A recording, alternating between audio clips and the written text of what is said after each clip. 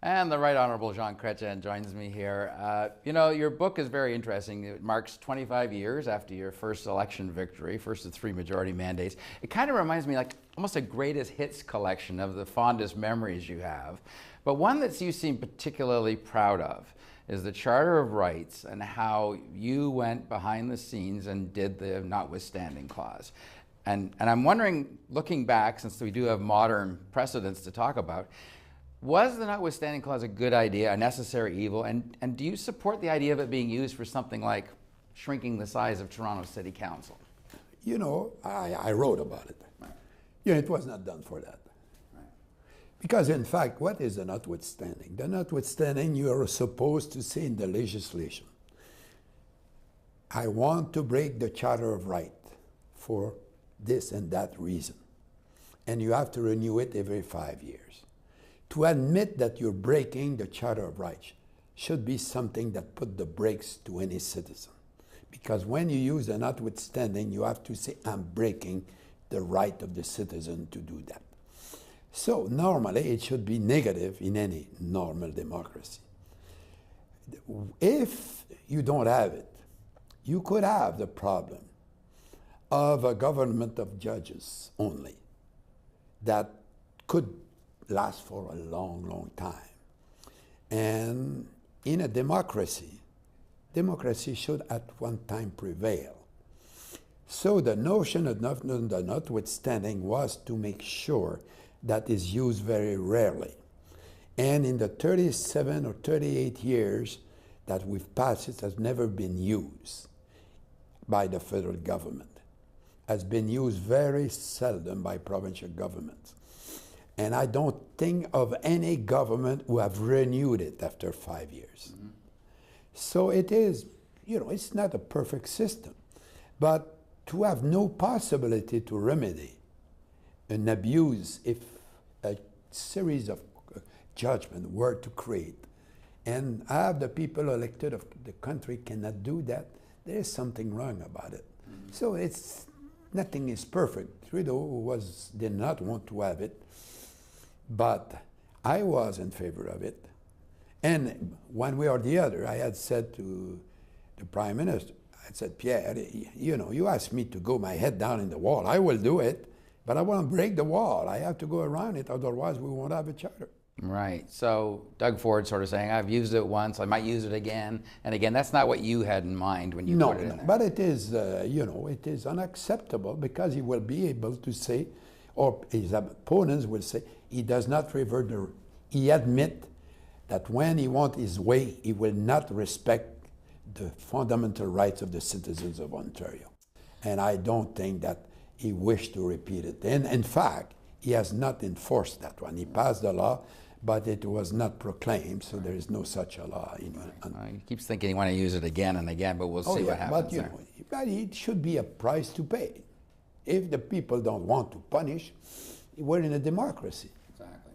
You write quite glowingly of Bill Clinton. You write even grudgingly glowingly of George W. Bush.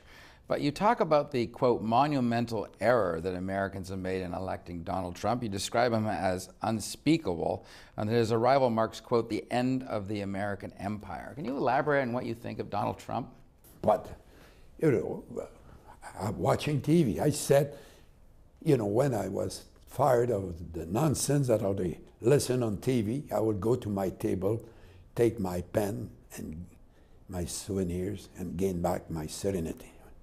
You know, look, the free trade agreement. You read, I read, you cannot undo an omelet. So what are the big changes in the free trade agreement? Not much. Now the workers in Mexico will have to be paid more money, and it's benefiting for us in a way, and I'm sure it was right, but it is done. And we made some small concession on milk. And we changed the name. And I wrote it, it's going to be the best agreement ever made by the Americans since the world exists. And it is what is happening. Now, rather than be called NAFTA, it's called USMCA. Big win, big win. Yeah. So yes, Mr. President, you won. I did that with my kids when they were young. Yeah, but you got along very well with Bill Clinton and Bush as well. How on earth do you get along with someone like Donald Trump if you're the prime minister? I don't know the guy. But what you've seen, he must be very difficult. Yeah, and I'm not keen to meet him. I don't want to waste my time. Right. And you still think Donald Trump's going to be a disaster and an end of the American empire? But the problem is, I'm traveling the world. And what do you hear? And what I hear is not pleasant. There's a lot of laugh. And when people laugh of you, you have to worry a bit.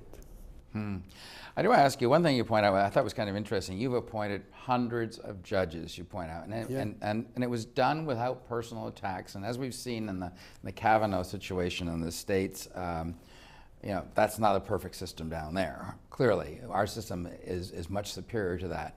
But you do make a shot, and I found this kind of interesting.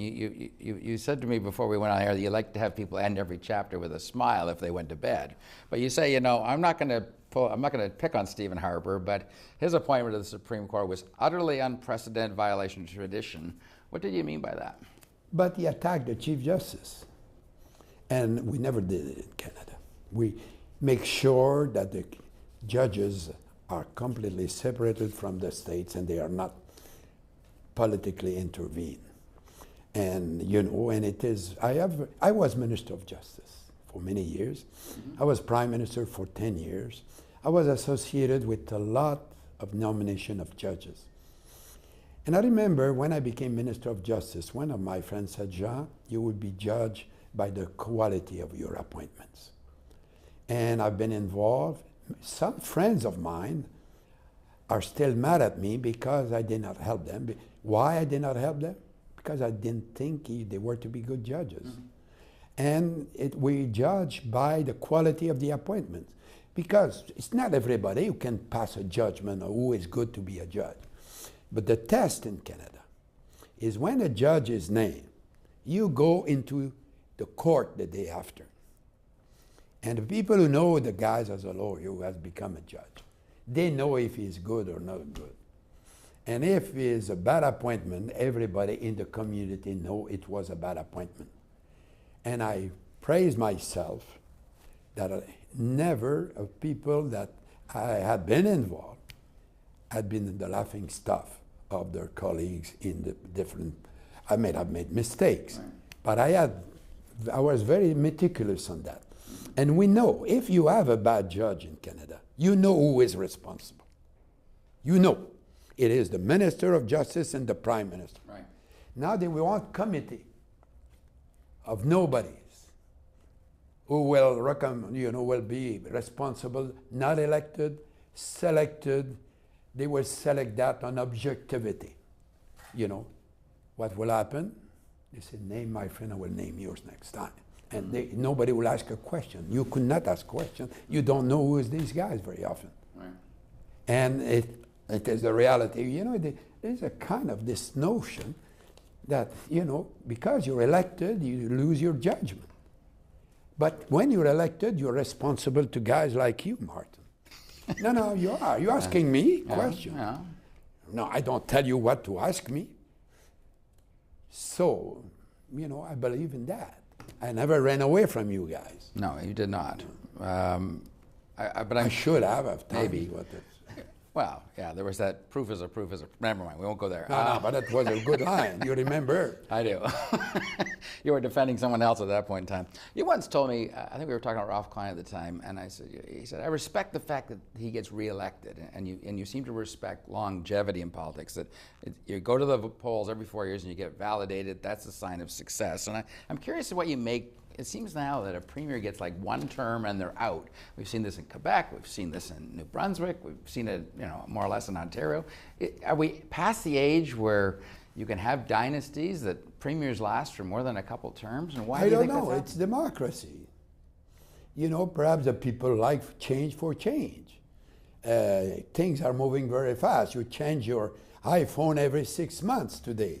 So we're changing everything. Why not change the premier? Is it a good thing? I don't think so. I think experience help. I think I was, on the cover of my book, Bill Clinton says there was nobody knew more about governance than Jean around the table. Well, I mean, he was only the President of the United States. Same thing from Tony Blair. We said that he was a kind of old fox. One day I called him Young Tony and all that jazz. You know, because they were asking my views, because I had experience. Well, and you do seem to allude in the book that your third mandate was your most gratifying. Of course. So that was. You know, I'm grateful. I say thank you to the guys who caused it. Paul Martin. And his friends. If they had been quiet, I would have been gone. And now they gave me the chance to perform very well. The third mandate was my best. So I said thank you again. And you should probably thank your wife too, because she told you you could do it. No. And when I had promised her that I was not to run a third time, and when she said 4 more years, she got a standing ovation, and I was among the ones who got up. I find it interesting, especially when you wrote about Pierre Trudeau. You wrote that he loves silence, to be left alone. At one point you mentioned that he said, Jean, you haven't talked to me for like a year. And you went, well, I thought I'd leave you alone. You'd like to be left alone. And I sort of look at the current Prime Minister, and I just can't imagine him not talking to one of his senior cabinet ministers at the time. So there's quite a contrast between the two men, isn't there? I don't know why he's running his cabinet, because I'm not a member of the cabinet, but I know with Trudeau. Well, what he said to me, he said, you have not talked to me since a year. And I said, I did not. Why? Are you mad at me? I said, no, I don't want to bother you, and you don't want to bother me, so I'm happy. And he said, Jean, I'm calling you to say thank you, because if they were all like you, it would be so easy to be Prime Minister. So that meant that I had a job to do, and I was doing it apparently to his satisfaction. Yeah, you know, the one chapter I find particularly interesting, I think a lot of Canadians would too, is the National Parks chapter. Yeah. It sounds like a $5 bet. Basically, you said, I can make 10 national parks. Yeah. And you bet the guy, the head of Parks Association, $5, and Mr. Frame. That's amazing. He came to me, and he said, made 4 new national parks in 40 years. And I said, he explained that we had a beautiful country and so on. I said, why we don't make more? We chit-chat. And I said, I'll make 10 in 4 years. Bet you. He said, it's impossible. I'll bet you $5. And after I made the 10th, he sent me a nice letter where he said, I never paid a losing bet with such downright pleasure. And cost him nothing, because I never changed a check. I framed it. Good for you. One thing you don't mention, and I don't know whether this is a memory you don't want to resurrect, is the whole Quebec referendum in 1995. You don't write about that. Why? It's an important part of your life. You have to understand what I did. It was not supposed to be a book. You know, it was a recollection. And I would sit on my table. I said, what should I write about? Or I would think in my car, and I said, I would write about it. It could have happened. I did not discard it. I didn't think about it. To write about it. It was not something that on the spur of the moment came. And you know, at the beginning, I said after 10, oh, that's enough. After that, I kept writing, and eventually I had a good number, and I went to 49 Chronicle. But it was like if I'd been a journalist and I had to produce something every week. So that depends on the mood or something that happened that incited. I might, you know, should perhaps keep writing, and I could do another book, yeah. No, but why it's not there? It's because I didn't think about it. It was, you know. I was such a big event. I just thought. Yeah, but it was not just to, you know. I wrote about the funeral of Yvon Boisvert, my buddy, when I was a young kid. You know, it was not to impress the gallery. It's because I wanted to write it at that moment. I think it's fascinating that Joe Clark wrote the introduction to your book, and that you speak very highly of him throughout this book. And I wonder, do current politics, do we have that mutual respect, that drive to do what's best for the country? Do you feel we've lost some of that? You know, I'm very pleased that he accepted to write the preface of the book, because I wanted to show that to the people, that we are opponents, but we're not enemies. And we're elected to make a contribution to the nation. We have different view. We think we should do this rather than that. It is normal debate, but we don't become enemies. You know, I was some very good friends on the other side. You know, I write about Romano from Saskatchewan, who was an NDP, who always been a good friend of mine. McMurtry was less, I didn't know him less, but Don Mazenkowski from Alberta, you know, he was a friend of mine because my mother arrived in St. Paul, Alberta in 1907. Not my mother, my family, my mother stayed. My grandmother and my grandfather arrived there. And one day I was campaigning in his riding.